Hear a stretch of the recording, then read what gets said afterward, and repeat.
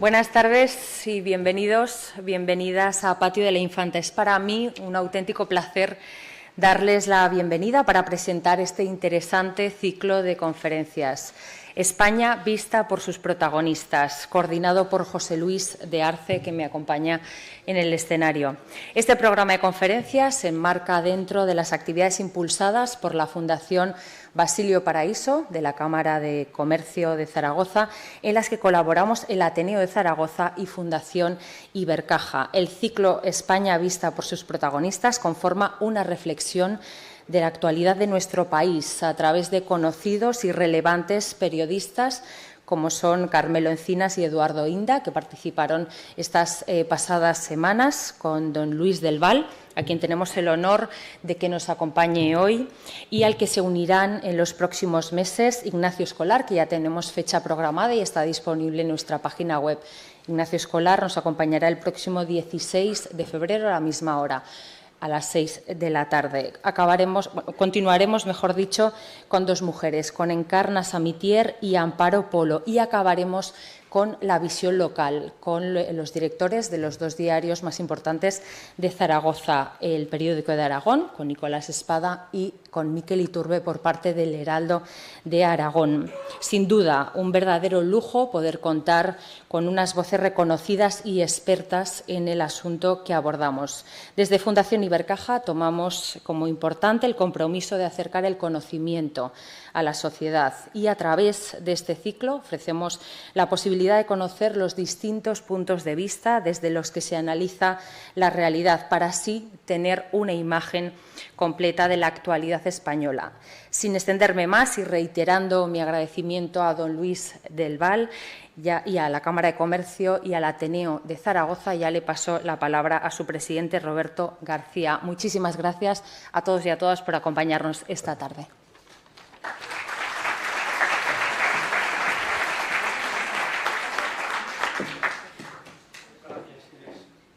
Buenas tardes a todos. En primer lugar, he de agradecerles su presencia, particularmente en una tarde como esta, que parece que no acompaña. Y sobremanera quiero agradecer el interés que con su presencia ponen de manifiesto para ocuparnos de ese concepto que al parecer está continuamente formándose, infieri, como dicen los filósofos, acerca de qué cosa es España. Para hablar sobre esta cuestión contamos con un periodista de primer nivel y espero que, como decía Julio Camba, los periodistas lo reducen todo a unas cuartillas, que esas cuartillas sean sabrosas y que sean apetecibles y que nos lance un mensaje de optimismo, que eso creo yo es lo que todos podemos compartir acerca de esta tierra y de este paisanaje en el que todos hemos nacido. Y yo, hay que decirlo de pasada, me siento orgulloso. Sin más, me apresuro a darle la palabra a José Luis de Arce, coordinador exitoso por el aforo con el que contamos.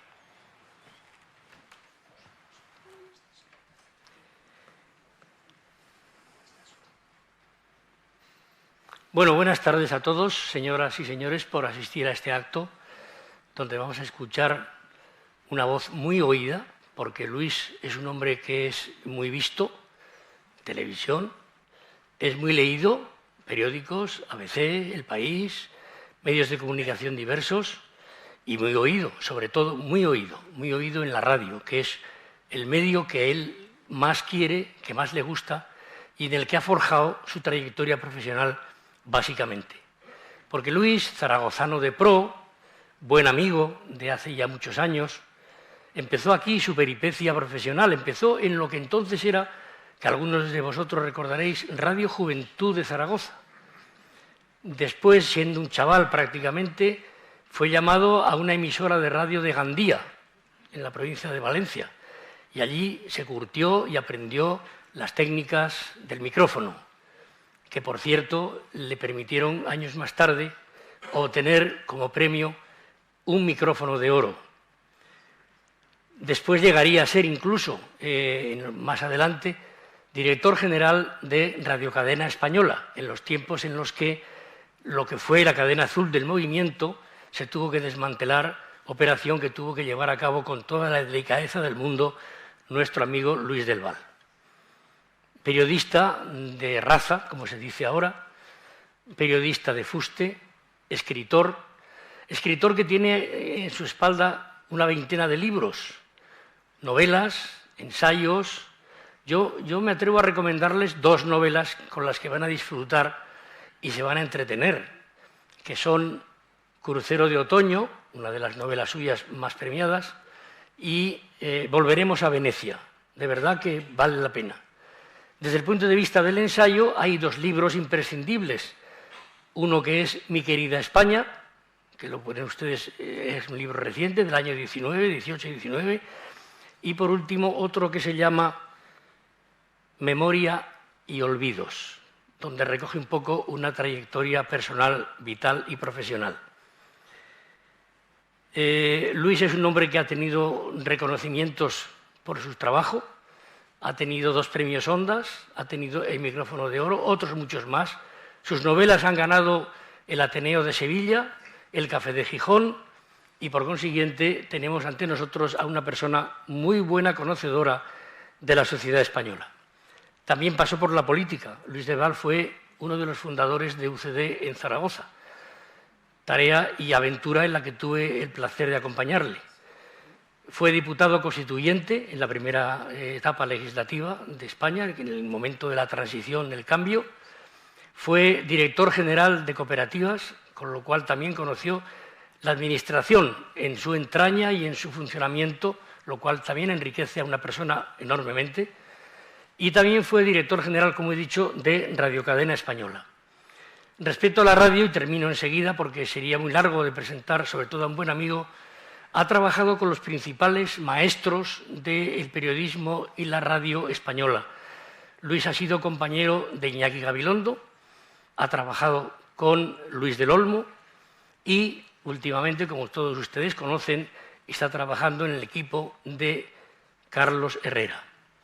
Por consiguiente, estamos ante un hombre que tiene un conocimiento profundo de la actualidad, de la realidad, que tiene una valoración de lo que está ocurriendo y seguramente su voz es una voz muy autorizada para decirnos qué es lo que piensa de la España de hoy, qué está pasando, qué va a pasar, cómo lo ve, es optimista, es pesimista. Son las grandes preguntas que de entrada se le pueden hacer, a expensas de que después, cuando acabe su intervención, ustedes, el que quiera hacerlo, pueda preguntarle directamente a él. Así es que este es nuestro amigo Luis del Val, con el que dejo ya la palabra. Muchas gracias.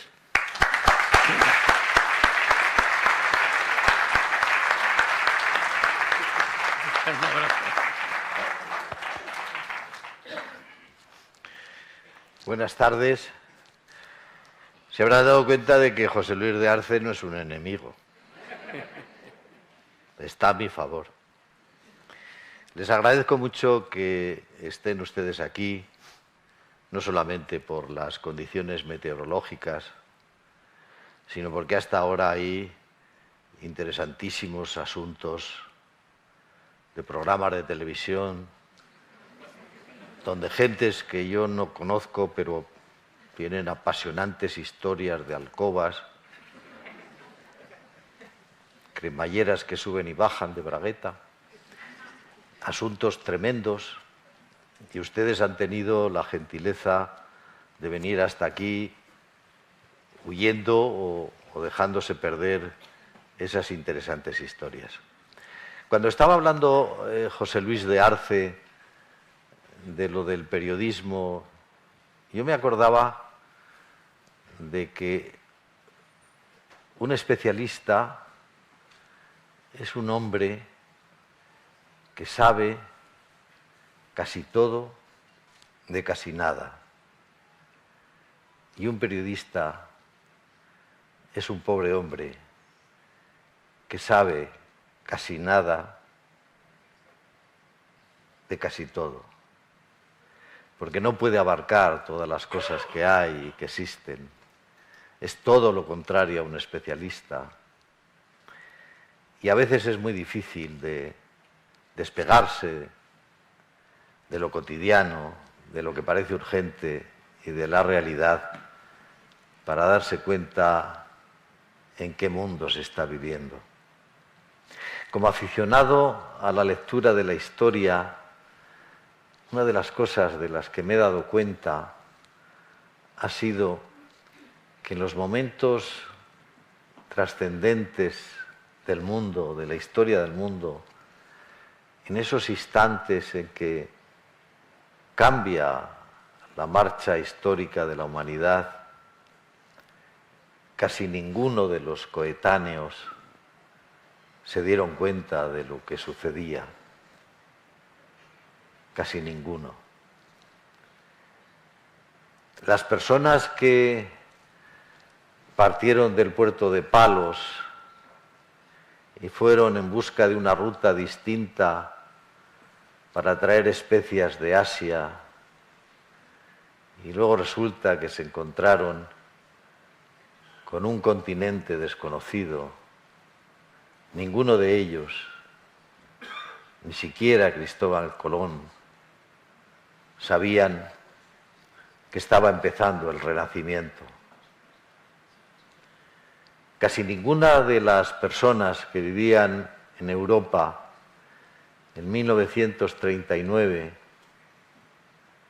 ni en Estados Unidos, cuando un señor, perdón por llamarle señor, cuando un psicópata llamado Adolfo Hitler invadió Polonia, no sabían que iba a cambiar el mundo y que estaba empezando la Segunda Guerra Mundial. Casi todos los acontecimientos que han cambiado la historia de lo que somos no se producen porque un grupo de personas conspirando en un cuarto se reúnen y como son muy poderosas van a hacer cambiar el mundo, sino que siempre hay lo que Graham Greene llamaba y tituló así una de sus novelas, el factor humano. Hay siempre un factor humano que cambia la historia.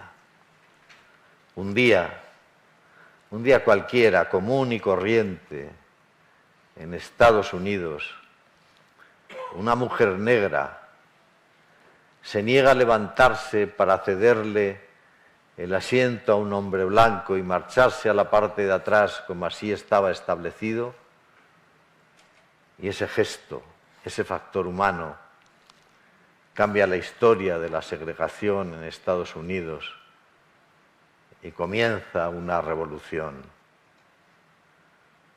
En un momento determinado, por lo que sea, por un factor humano, alguien hace algo que cambia nuestra vida. Cuando los periodistas, que somos vanidosos y soberbios, decimos siempre que este es un día histórico y un cambio histórico, esa es una solemne tontería que se desmiente a los 2 meses, porque ningún momento de la historia fue anunciado previamente, ni nadie se dio cuenta de ella. Aparte, los periodistas somos gente que lo único que tenemos es que asistimos a las cosas, pero vemos los árboles y nos es muy difícil ver el bosque. Y como decía un periodista del New York Times, cuando se encontró con un conocido de su pueblo de Idaho, le dijo: cuando vuelvas al pueblo, no le digas a mi madre que soy periodista, porque ella está tranquila pensando que toco el piano en un burdel. Sí que hay una cosa que yo me di cuenta aquí en Zaragoza, de que había algo atrayente en eso del periodismo. Fue con Santiago Lorén, un médico que ganó el Premio Planeta de novela, ginecólogo, una persona para mí muy querida, al cual Emilio Romero le encargó que abriera la delegación del diario Pueblo en Aragón. Y allí nos juntamos una serie de personajes como Alfonso Zapater Gil, como Miguel París, que era delegado de Televisión Española, y como un chavalín de 21 años que se llamaba Luis del Val. Y un día normal y corriente, me fui con Miguel París por la mañana a hacer un reportaje a las Graveras de Torrero, porque había un detalle periodístico que llamaba la atención, y es que las familias gitanas que había allí, que no tenían luz eléctrica, pero que la robaban de una farola, los niños iban descalzos, pero tenían televisor y funcionaba el televisor. Y entonces nos fuimos a fotografiar y a hacer un reportaje de esa especie de contradicción, de esa especie de paradoja, donde unas personas humildes que vivían en chabolas y en graveras estaban viendo la televisión. Eso fue por la mañana. Por la tarde, en el Gran Hotel de Zaragoza, había un vino ofrecido por un Borbón Dampierre, que entonces aspiraba, o se decía que aspiraba, a poder ser posible rey de España. Y como nadie de las autoridades se quería comprometer, ni los directores de los periódicos, Santiago Loren me dijo: oye, ves tú en representación del periódico que esto es un asunto que no nos interesa, porque no era Juan Carlos I, Alfonso de Borbón, Dampierre. Y entonces esa tarde yo fui al Gran Hotel, mullidas alfombras, una suite de la primera planta. Entonces yo ya me había animado al whisky, era bueno. Terminó la recepción, hicimos preguntas, nos fuimos a casa. Y aquella noche, yo me dije, perdón por el exabrupto, joder, por la mañana he estado con unas personas muy pobres, he hablado con ellas, me he acercado con ellas, he conversado con sus hijos, les he preguntado lo que querían ser. Y por la tarde he estado con un señor que a lo mejor resulta que es rey de España. No conozco un oficio en el que se pueda contemplar esto, este circo del mundo, en silla de pista como este, ¿no? Y aquello me incitó a que había que seguir, porque yo había empezado en el periodismo no por vocación, ninguna vocación. A mí me gustaba escribir, pero por escribir, si no eras conocido, no te pagaban en ningún sitio. Y en el único sitio que te pagaban algo por escribir era el periodismo. Pues bueno, vamos allí, hasta esperaremos el premio Nobel más adelante, ¿no? Y esa fue una de las fechas clave en mi aceptación de ver la sociedad en silla de pista. Pero como he dicho al principio, eso te permite, pues sí, estar en muchos sitios y en muchos lugares. Y también he tenido una experiencia. Todas las personas de gran valía que he conocido no eran soberbias, no eran vanidosas, no eran egoístas y eran amables.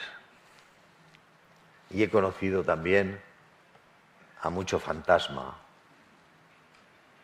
desde directores de empresa hasta figuras deportivas, cuya soberbia, cuyo egoísmo era verdaderamente digno de mejor causa y que se descubría a los 10 minutos de rascar con la cuchilla de una pregunta.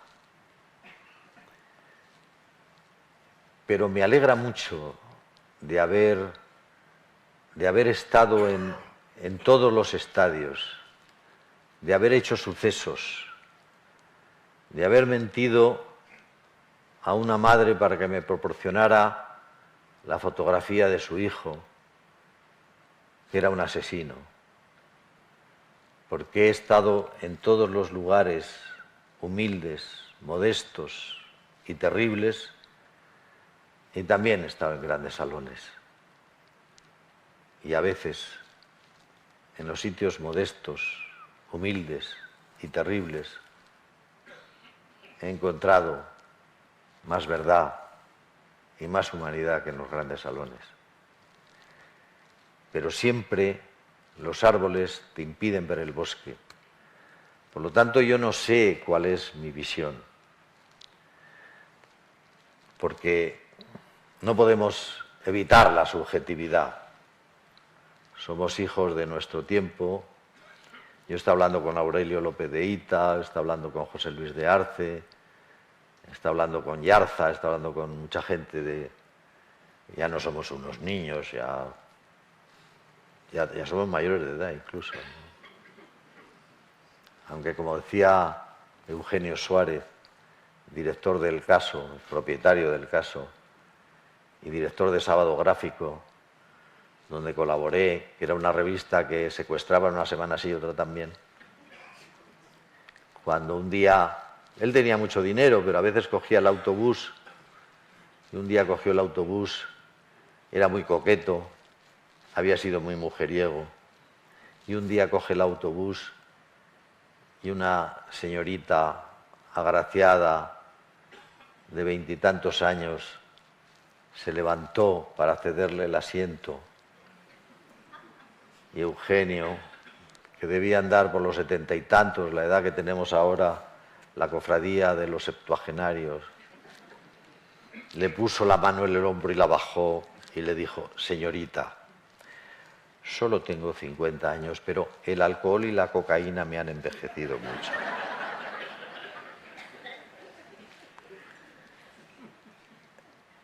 El periodismo está en estos momentos tan dividido como dividida está la sociedad.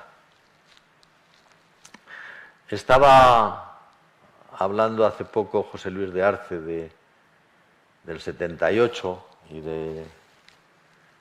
de aquella maniobra, de aquella acción española que afortunadamente nos salió bien. Y nos salió bien pues gracias a que un grupo de españoles decidieron dejar de mirar al pasado y ponerse a mirar al futuro. Y gracias a la generosidad de unos y de otros fue posible la transición, que por cierto se estudia en las facultades de ciencias políticas de muchas universidades del mundo como ejemplo de partir de una dictadura hacia una democracia sin traumas. Y naturalmente eso tuvo muchos protagonistas. Es una acción colectiva, pero en la cual se vislumbran unas personas y unos personajes muy importantes, como son Juan Carlos I, sin su voluntad no se pudiera haber hecho, como son Adolfo Suárez González, como fue Santiago Carrillo, como fue Felipe González y como fueron un par de generales de las Fuerzas Armadas, la mayoría de las cuales no estaban de acuerdo con la transición. Quiero recordar, frente a los púberes profesores universitarios de algún partido político que dicen que van a llegar hasta los cielos, que en aquella España terrestre, en aquella España difícil, en aquella España de la transición, hubo desde el 78 hasta el 82 4 intentos de golpe de Estado militares. 4.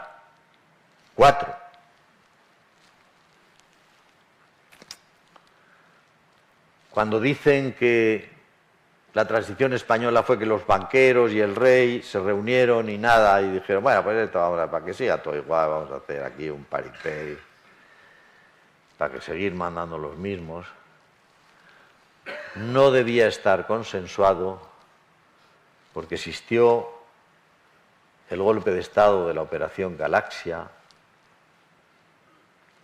existió el golpe de Estado de Tejero,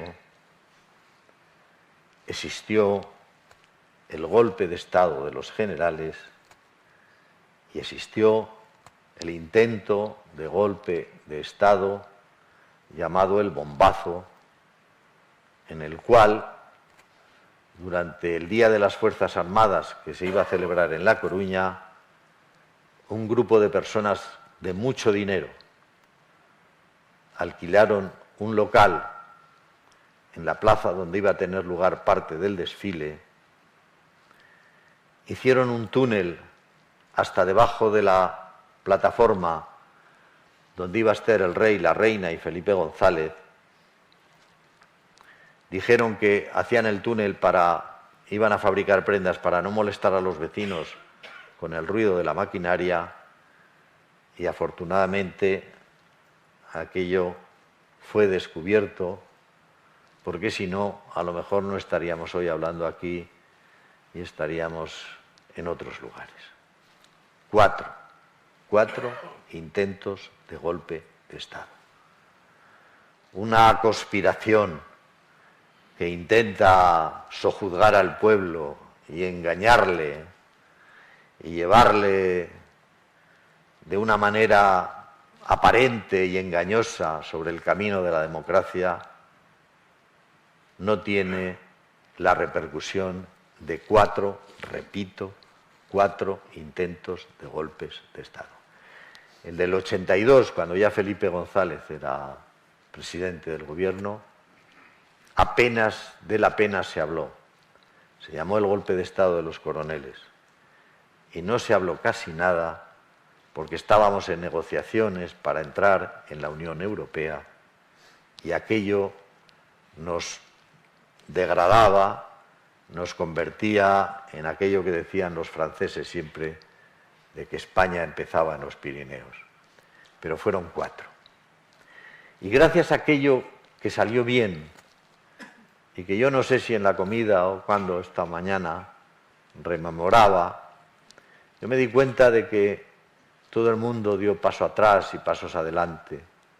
Y recuerdo, ahora que ha dicho José Luis de Arce, mi pequeño paso, frugal paso por el Congreso de los Diputados en las Constituyentes del 77, que saliendo de aquel café y de aquellas cortes donde se fumaba en el escaño, en el café, en los pasillos, en todas partes, parecía que las cortes eran un fumadero de tabaco. En el Salón de los Pasos Perdidos vi a Simón Sánchez Montero, que había sido secretario general del Partido Comunista de España, 22 años de cárcel, 22. Tropezarse con Manuel Fraga Iribarne, y se quedaron los dos hieráticos y sorprendidos, y Simón Sánchez Montero dio su mano derecha y Fraga se la estrechó. Fraga había sido ministro de Interior con Franco. Simón Sánchez Montero había pasado 22 años de cárcel con el régimen de Franco. Aquella generosidad de aquella gente de izquierdas y de derechas fueron las que hicieron posible que tuviéramos la etapa más próspera, económica y socialmente de hacía 125 años. Y eso ahora corre un poquito de peligro. Poquito o poquico, que es el término aragonés, es demasiado generoso. Hablemos de un poco de peligro.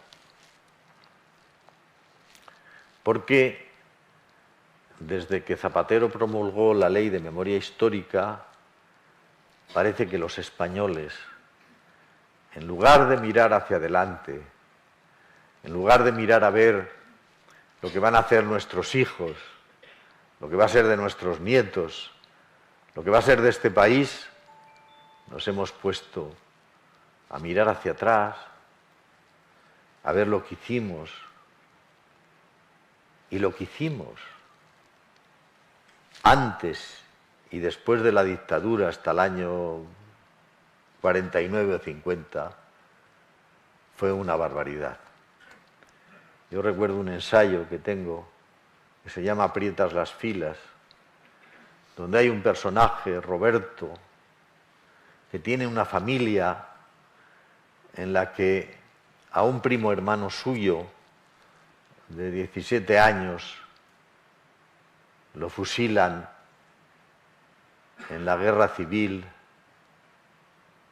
por ser alumno de un seminario y por tener las manos sin huellas de callos, lo que significaba que no era un obrero y era un señorito.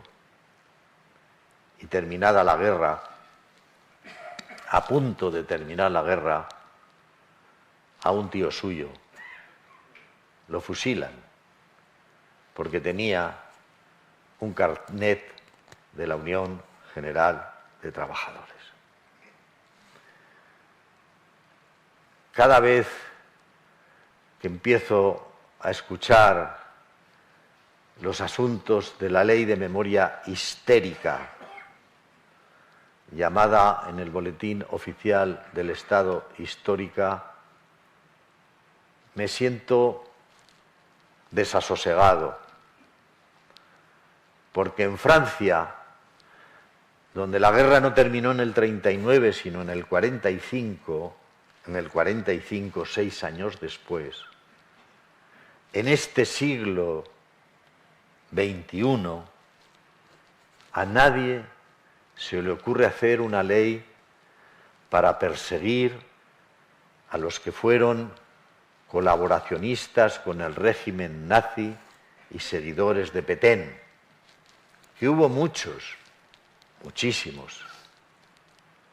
Ni en la Alemania del siglo XXI se les ocurre hacer un rastreo para ver quiénes fueron colaboradores de los nazis hasta el año 45. A nadie se le ha ocurrido eso. Se le ocurrió a Rodríguez Zapatero y lo han vuelto a reverdecer el actual presidente del gobierno y su gobierno. Mirar hacia atrás, buscar rencores, que yo no niego que cada uno busque las tumbas, por supuesto, pero el cinismo, la hipocresía, la mentira, la falsedad de un Rodríguez Zapatero diciendo que alguien que estaba buscando la tumba de un antepasado suyo, decir te comprendo porque yo siento mucho la muerte de mi abuelo, al que no conoció. Yo he tenido abuelos que no he conocido y es difícil que sientas la muerte de alguien que no has conocido, aunque tengas el derecho legítimo a saber dónde está y qué le hicieron. Pero no se puede decir que estás transido de dolor por la muerte de un abuelo al cual nunca conociste. Y me preocupa eso. Y me preocupa económicamente que tenemos la deuda más alta que hemos tenido nunca en este país. Mi mujer y yo somos ministros de Economía de nuestra casa desde que nos casamos y siempre hemos comprendido, sin estar licenciados en ciencias económicas, que cuando disminuyen los ingresos tienes que disminuir los gastos, porque si no disminuyes los ingresos y continúan los mismos gastos, tienes que pedir préstamos y los préstamos luego hay que pagarlos con intereses y eso te va socavando. Nosotros desde hace unos 16 años, con gobiernos del PP, con gobiernos del PSOE, con gobiernos del PP y ahora otra vez con gobiernos del PSOE, esta vez de una manera ya inusitada, estamos aumentando la deuda de España. Estamos aumentando la deuda de España. Yo estoy en una edad que, como decía aquel que no se le abría el paracaídas y le faltaban 2 metros para bajarse, para llegar al suelo ya, pegarse la bofetada, dijo, para 2 metros que me quedan me los salto. Bueno, a mí me da igual. Pero tengo hijos, tengo nietas, y me gustaría saber qué va a ser de ellos con esa deuda tan desmesurada. Cuando suben los precios de interés, cuando suben los porcentajes de interés, cuando suben los intereses, nos suben los intereses de la deuda. Para abonar la deuda que tiene España en estos momentos, todos los españoles, todos, sin comer y sin beber, no gastando nada, tendríamos que trabajar gratis, 1 año y casi 3 meses. Todos los españoles. Los 47 millones no, porque hay algunos que son niños de pecho si su madre no ha decidido abortar. Pero, ¿cuántos millones son? 20 y tantos millones, 22 millones de nóminas tenemos, 22 millones de nóminas. Pues esos tendríamos que estar trabajando sin cobrar durante 1 año y 3 meses para pagar la deuda que tenemos. Ese es un problema.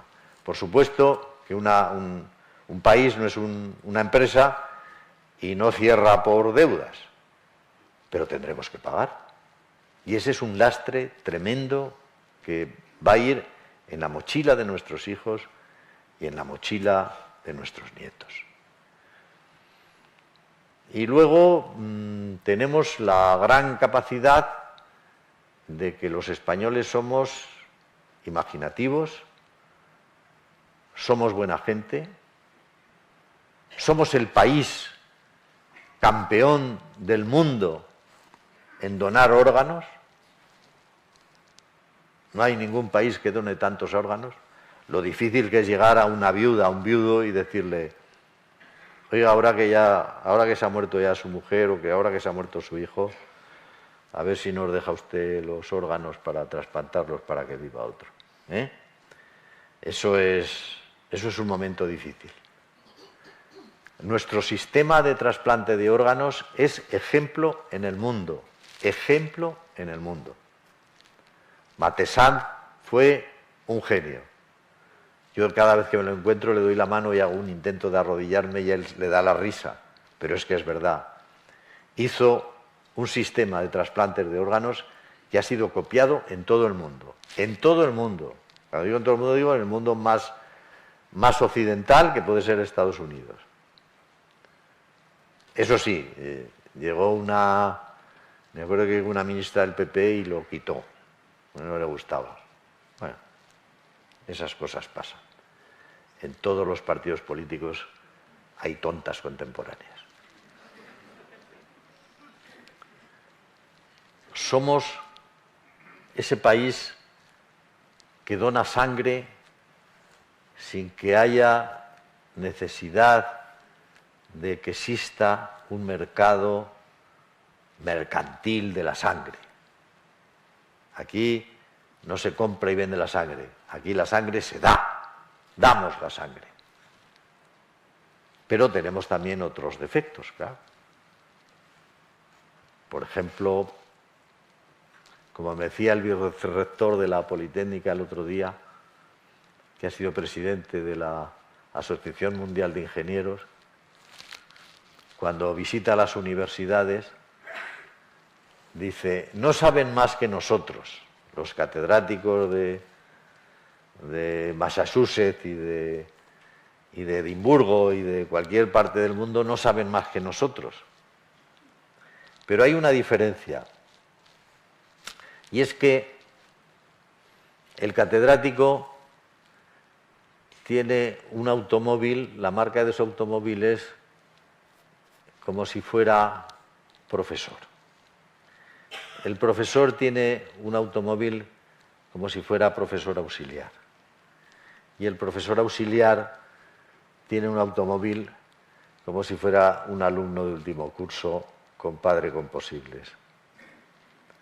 Dice en España es al revés. El profesor auxiliar tiene un coche como el catedrático y el catedrático tiene un coche como si no fuese, se dedicara a la universidad y fuera rico por casa. Un grado siempre superior. Es decir, tenemos una cierta tendencia a la apariencia exterior, ¿no? En general, en unas regiones más que otras, pero en general. Esa apariencia nos distrae de cosas fundamentales. Y ese es un defecto que tenemos. O sea, observen ustedes, por ejemplo, cómo ha cambiado el lenguaje. Antes se decía urbanización tal, urbanización cual. Ahora ya ha cambiado el vocabulario y se dice residencial Atenea. Residencial, vamos, ya no se puede residir más, ya residencial. Recuerdo en Tarudán, como periodista, pues me he metido en muchas cosas y me acuerdo que mi amigo Pedro Crespo, que era director de comunicación de Peugeot, dice, oye, vamos a probar un nuevo modelo, ¿a ti qué te gusta conducir? Me gusta conducir, me gustaba, ya no me gusta. Por la noche ya no veo bien. ¿Por qué no te vienes a Tarudán, a Marruecos? Vamos a probar un modelo, el 306, no sé cuál. Bueno, pues venga, pues vamos. Nos vamos a Tarudán allí. Muy bien, carreteras allí, carretera arriba, carretera abajo. Y el gran prócer de Tarudán nos dio una recepción a los periodistas y a la gente que estábamos probando los coches de Peugeot. Nos llevaron en un autocar a las proximidades de la residencia del prócer. Las casas eran muy humildes, había todas velas porque sabían que venían invitados a casa del prócer. Fuimos allí, bajamos del coche, fuimos allí un poco asombrados de las velas, de la liturgia, y llegamos a la puerta de nuestro anfitrión, y la puerta era pues como la puerta del corral que tenía mi tío Manolo en Ateca, un poco más, no mucho más, no era nada lujosa, ¿no? Bueno, estamos ahí en la puerta, entramos allí por un pasillo oscuro y al final ya estaba ya el aguamanil, las toallas, unos patios con unos azulejos maravillosos, después mármoles y después el lujo. El lujo. Cuando digo lujo es el lujo. Vamos. Aquí, en una parcela de 750 metros cuadrados, cualquier español se hace una cosita de 180 metros o 200 metros o 250 con 2 plantas y un pequeño sótano. Y en la puerta hay 2 columnas dóricas y una especie de frontispicio pequeño, pone Villa tal, vamos, y entras, pues, un apartamentito. Bueno, es la cosa de aparentar, esa es una de las cosas. Ahora, yo creo que en los momentos clave, los españoles damos de sí cosas que no son capaces de dar el resto de la Unión Europea. Por ejemplo, en la crisis. Si nosotros hubiésemos tenido los cánones que se rigen las sociedades anglosajonas, los cánones que se rigen en las sociedades anglosajonas, desde Estados Unidos a Alemania, desde Alemania a Reino Unido, no sé cómo hubiéramos podido resistir la crisis. Aquí las familias volvieron a descubrir lo que era la familia.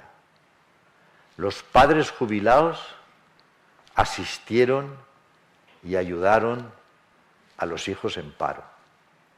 Cuidaron de sus nietos. Hicieron que no se preocuparan si tenían que marcharse a otra ciudad para tener un trabajo. La familia española se portó de una manera admirable, tremenda, como si se acabara el mundo, como si estuviéramos en guerra, cosa que en la población anglosajona no es posible. Esa es una virtud nuestra. Nos unimos todos, nos cogemos del brazo, a pesar del cuñado, que siempre es un estorbo, pero nos unimos y nos ayudamos. Como contrapartida tiene que nuestras matriarcas, nuestras esposas, nuestras madres, son excesivamente superprotectoras. Superprotectoras.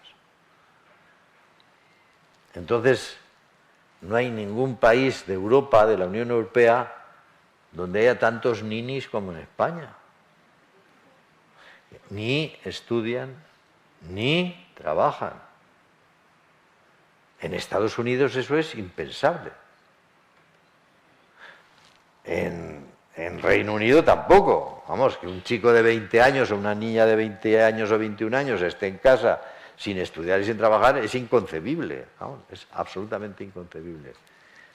Y eso nos ha reblandecido un poco, porque los que tiraron de todo eran un poquito los mayores y los hijos aprendieron, pero esta otra nueva generación que viene no sé si se ha dado cuenta de que las dificultades pueden ser tremendas y de que eso que hay en Ucrania, y lo he dicho antes en la comida, si no fuera porque en estos momentos China no está económicamente y políticamente muy asentada y muy firme, si el psicópata de Putin tuviese el apoyo de China, estábamos en la Tercera Guerra Mundial. No lo duden ustedes, en la Tercera Guerra Mundial. Lo que pasa es que China no quiere meterse en eso. No por generosidad, sino porque gran parte de su fortuna la tiene en la bolsa de Estados Unidos y no está dispuesto a perder dinero. Y como me estoy alargando mucho y soy muy pesado, y como soy mayor parezco el maestro Cebolleta, les voy a dar la palabra a ustedes, no sin decirles que me encanta estar en mi pueblo, que me gusta ir por el tontódromo, por el Paseo de la Independencia, por el lado del tontódromo, que es el de Las Vegas, el otro, otra cosa, por la calle Costa, madre mía, y que siento que las empresas cambien, porque se cambia el paisaje de mi infancia, pero veo y he visto rostros amigos que hace mucho que no veía, y siempre, como el poeta, recuerdo que la patria que nunca te traiciona es tu infancia.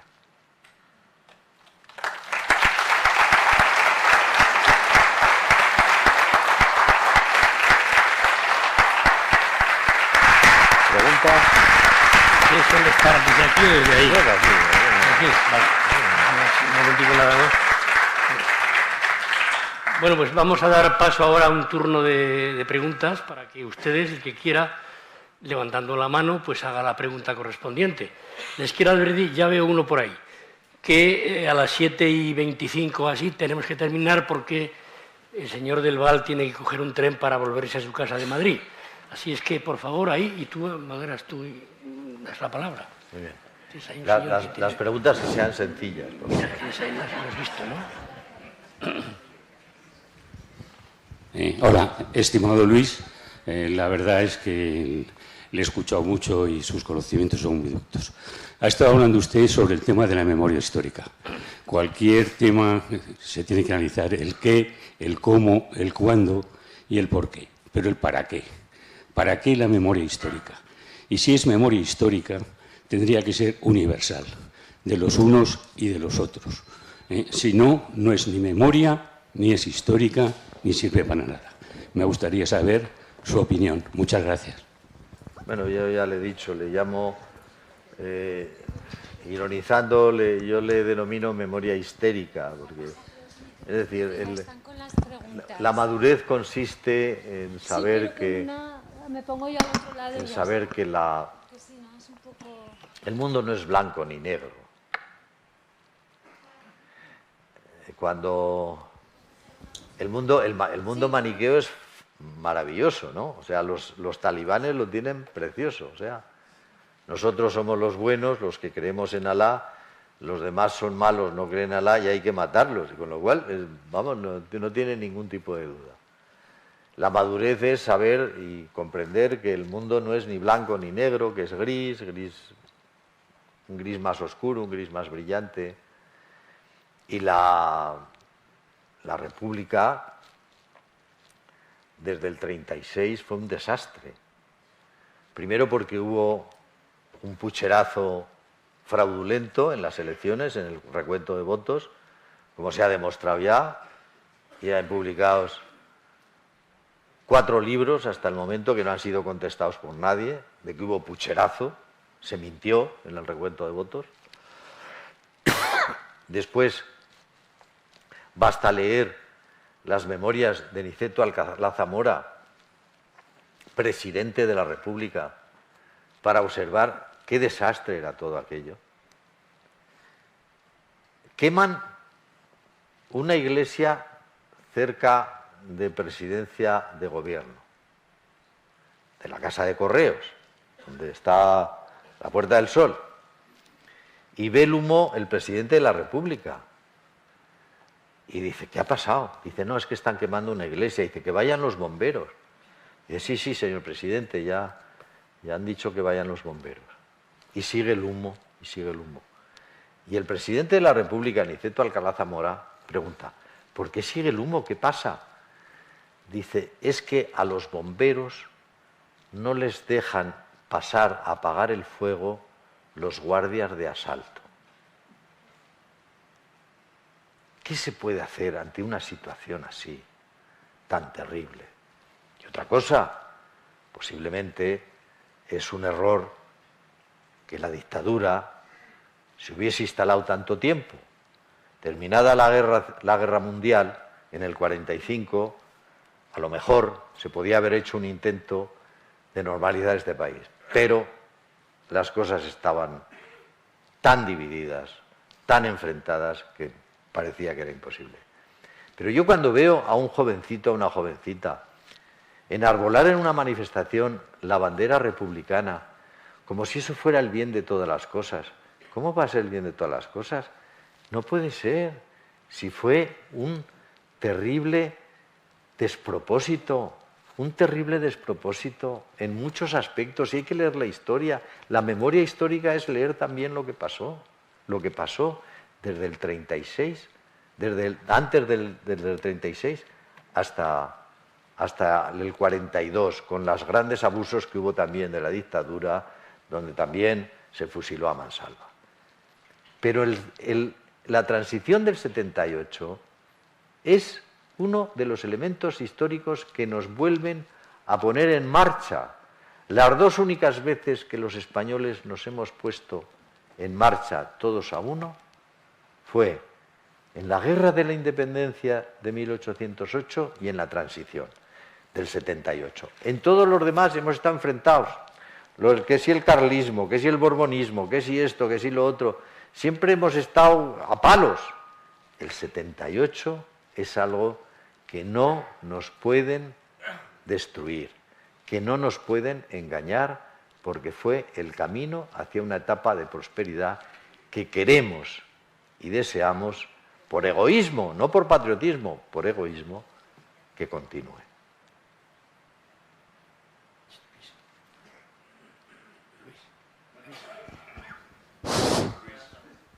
Luis. Quisiera hacerle una pregunta a la mafia.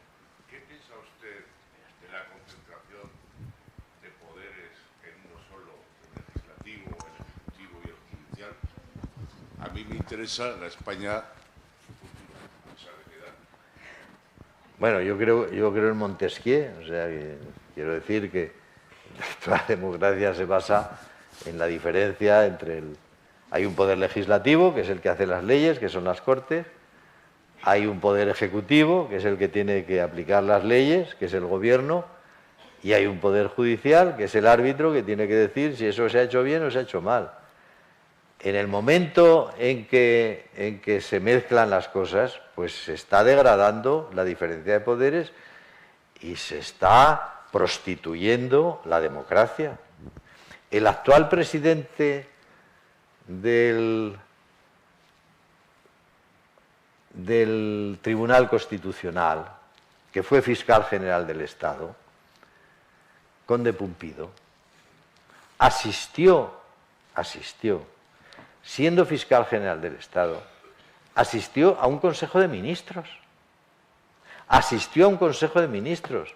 Ya no es que lo nombraran el gobierno, es que asistió al Consejo de Ministros como si fuera un ministro más. Eso es insólito, es que es no guardar las formas, porque hay que guardar las formas. De la misma manera que hay una cortesía que viene desde el principio de la democracia, donde cuando hay un presidente del Tribunal Constitucional progresista, el vicepresidente o la vicepresidenta es un miembro de la parte conservadora.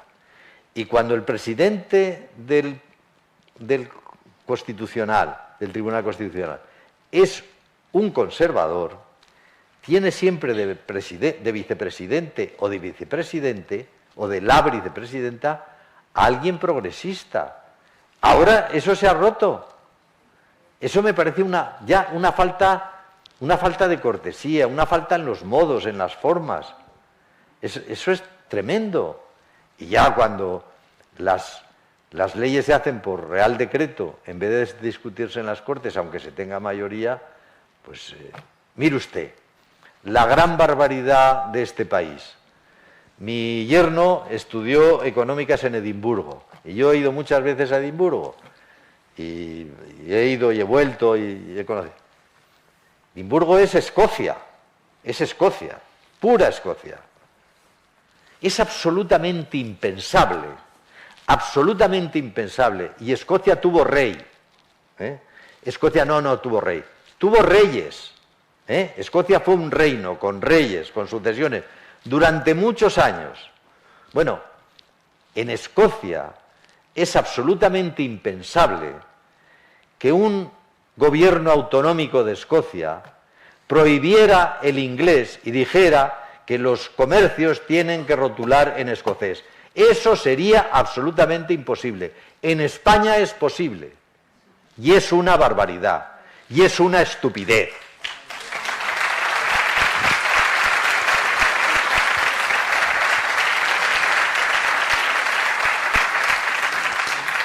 Buenas tardes. Perdone, Ahora sí. Hace muchos años que soy admirador suyo, he conducido mucho, me ha hecho muchas horas de compañía en el coche y estoy muy agradecido a sus comentarios, chascarrillos, a defender a Aragón y demás. No me enrollo más con esto. Y lo único que sí que le quería preguntar es, con temas tan objetivos que tenemos, y usted que ha estado en las dos partes del periodismo, llamémoslo así, ¿por qué el subjetivismo es tan grande? ¿Cómo se puede opinar de manera tan diferente de cosas que la mayoría de las personas humanas las vemos de una forma tan similar? No sé si me podría usted aclarar esto. Supongo que son intereses, son historias, pero bueno, a ver qué opinión tiene usted sobre eso. Muchas gracias. Se lo agradezco mucho. Mire, conservar la independencia en el periodismo es muy difícil. Cada uno tenemos nuestra técnica. Yo siempre he tenido la de trabajar en medios diferentes, porque yo sé que hay unos elementos que no se pueden tocar en un medio y otros que sí se pueden tocar en otros medios, ¿no? Yo cuando trabajaba en la SER nunca podía meterme con El País porque era la misma empresa, por supuesto. Pero aparte de esa línea editorial, nadie me obligaba a mí a decir, aparte de eso, cosas que yo no sintiera. Jamás. Cuando yo estoy ahora en ABC, y en ABC hay una línea editorial. Yo no puedo hacer una columna en ABC diciendo que hay que quitar la monarquía, que la monarquía es un estorbo, que eso es antinatural y que tiene que haber en este país un presidente de república, porque el ideario de ABC es precisamente monárquico. Yo no me meto con la línea editorial, pero tengo, aparte de ese 1%, tengo un 99% de asuntos en los que puedo expresar libremente mi opinión. En Europa Press, pues en Europa Press yo no puedo meter con los medios. Yo no puedo decir, por ejemplo, como digo aquí, que el diario Es País, en el que he escrito muchos artículos, el otro día lanza como gran noticia que un hijo de Aznar ha sido perseguido por la justicia en el Reino Unido, en Viena. Un titular escandaloso, el hijo de Rudy Aznar perseguido por la justicia en Viena, y leí la noticia. Y la noticia era que cerca del aeropuerto de Viena, en una calle cuya velocidad estaba limitada a 50 kilómetros por hora, como venía del aeropuerto creo que iba a 74 kilómetros por hora y le han multado, ¿no? Gran periodismo de investigación y gran titular y, perdónenme, gran gilipollez, ¿no? Bueno, las cosas son así. El subjetivismo.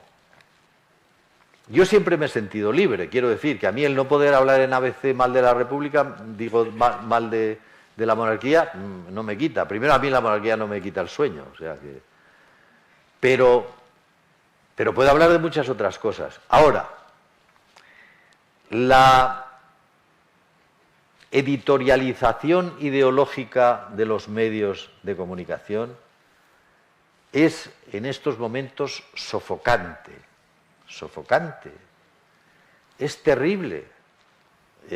Juan Caño, que fue director del País, ha publicado un libro que se llama Decir la verdad, donde habla de toda su trayectoria profesional y habla de cómo le quitan de director del País.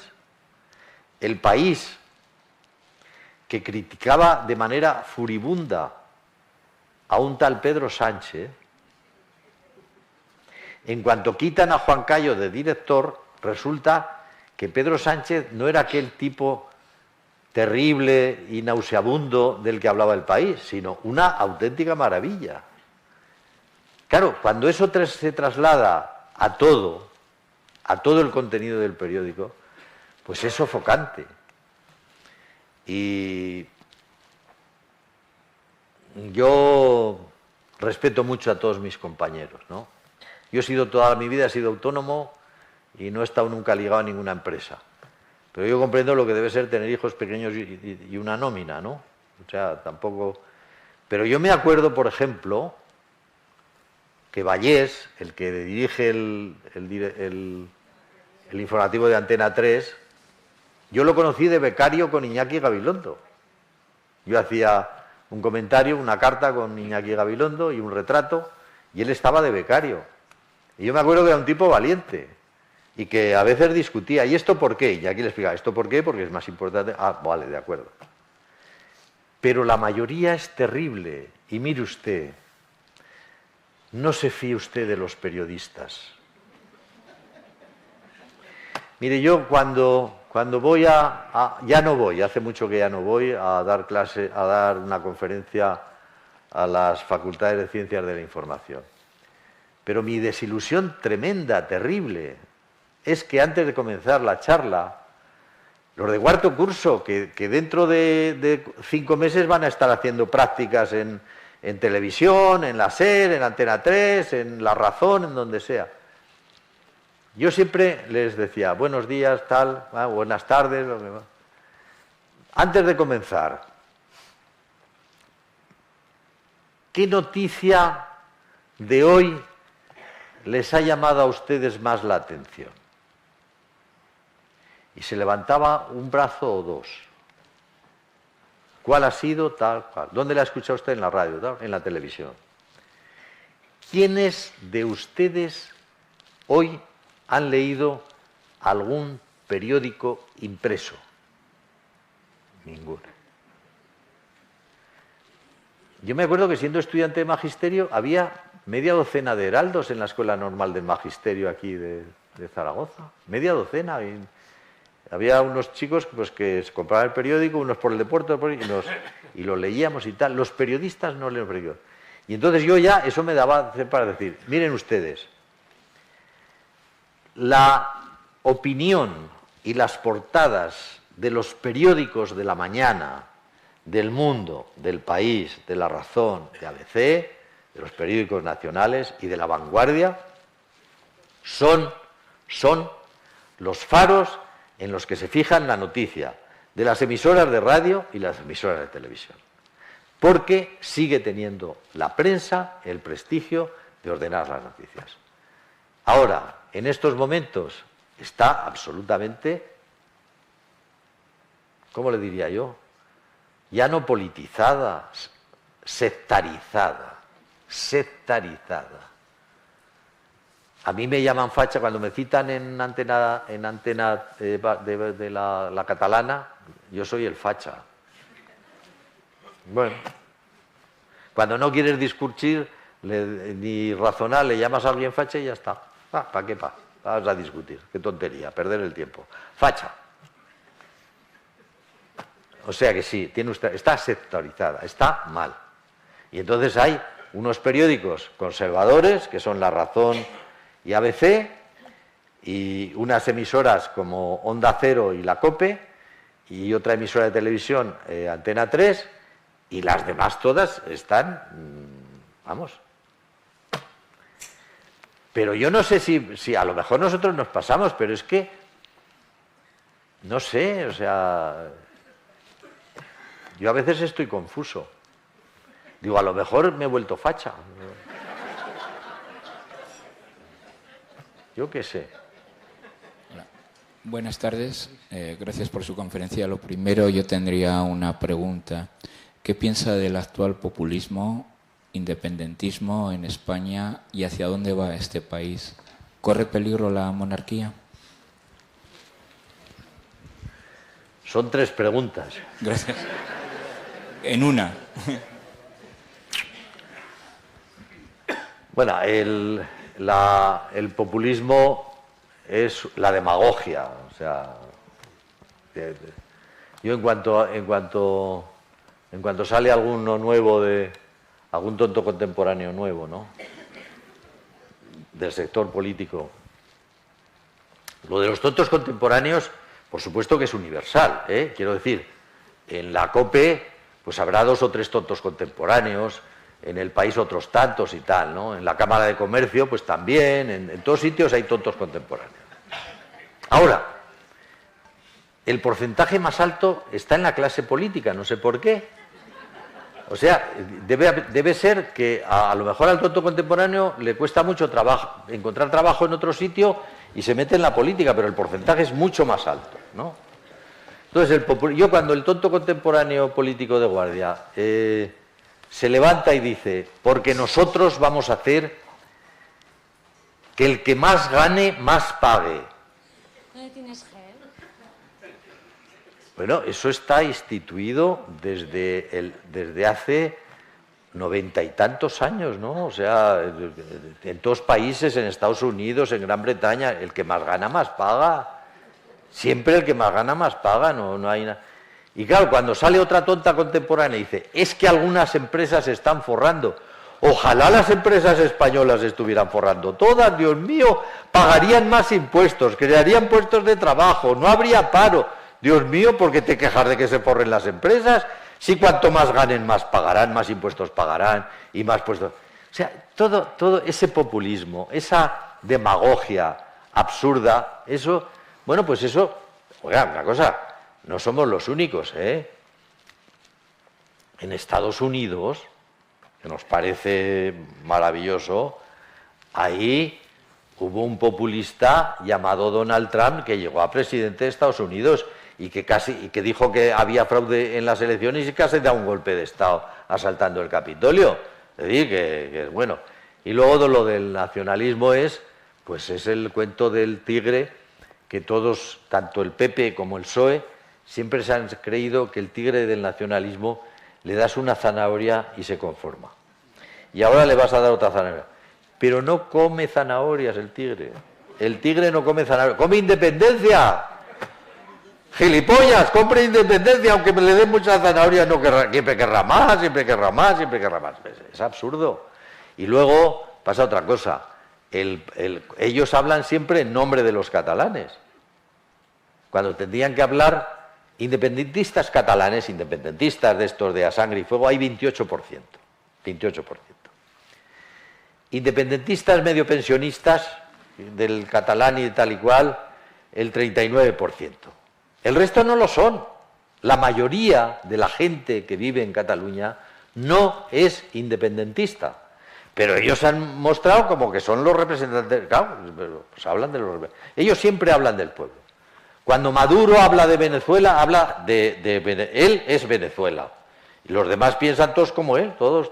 Y Trump igual. Había otro tipo allí en el Reino Unido, padre de la democracia de la Unión Europea, fueron los primeros que tuvieron democracia, y tuvieron a un tal Boris Johnson, Tampoco manco, Joder, Boris Johnson. Que nadie sabe quién es su peluquero, además.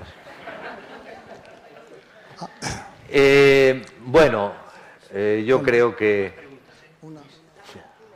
Sí. Una pregunta aquí. Don Luis, maravillosas sus mañanas en la COPE, pasa que dura un poquito, pero hay una cosa que me llama la atención. A nivel universal, veo que hay crisis de gobernabilidad mundial. Yo pienso que el pueblo, cuando uno gana y otro pierde por poco, yo creo que hay que cambiar el sistema. El sistema, en mi opinión, debería de ser gobernabilidad por representación parlamentaria en las elecciones. Es decir, si uno saca para 8 ministros del PSOE y 9 del PP y 5 de Vox o de lo que sea, yo creo que el pueblo estaría mayor representado por esos ministros y que todos, entre ellos, vayan a buscar el progreso de la nación, la unidad de la nación y todo aquel que no vaya cumpliendo fuera. Y de esa manera el pueblo se daría cuenta. Bueno, eso en Francia, por ejemplo, tienen una fórmula que es la segunda vuelta, para evitar, y entonces en la segunda vuelta se dirime esto. El sistema DON que tenemos, que yo me acuerdo cómo se originó, ¿te acuerdas con las conversaciones con Fernández Ordóñez? Y se hizo precisamente para evitar los minúsculos partidos. Pero hay otra fórmula también, y es que los partidos nacionalistas son caciques en su territorio, y sacan muchos diputados por nuestro sistema legislativo. Habría que hacer también una norma, si se ponen de acuerdo el PSOE y el PP.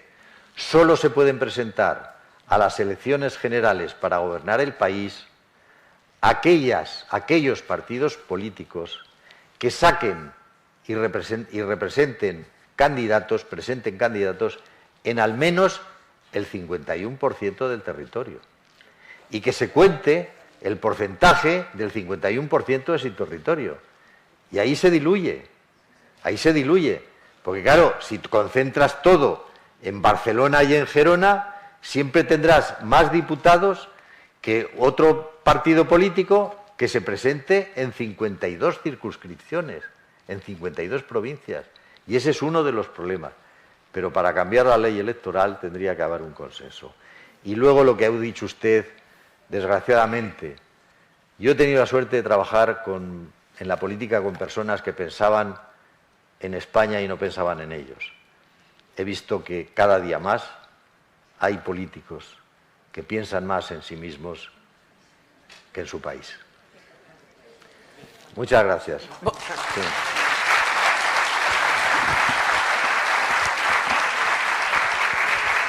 Oye, perdón Luis, yo quiero hacerte la última pregunta porque creo que a todos los que han pasado por aquí se la hemos hecho y que tiene que ver con el título de este ciclo que estamos haciendo. Defínete muy rápidamente. Tú, vista la España de hoy, ¿eres optimista o eres pesimista?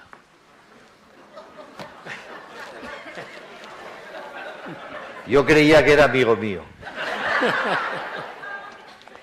Yo soy optimista.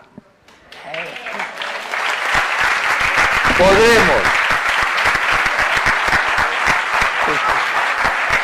Juntos construimos un mundo con más oportunidades para las personas, para conseguir una sociedad más inclusiva y sostenible. Fundación Ibercaja. Juntos hacemos más.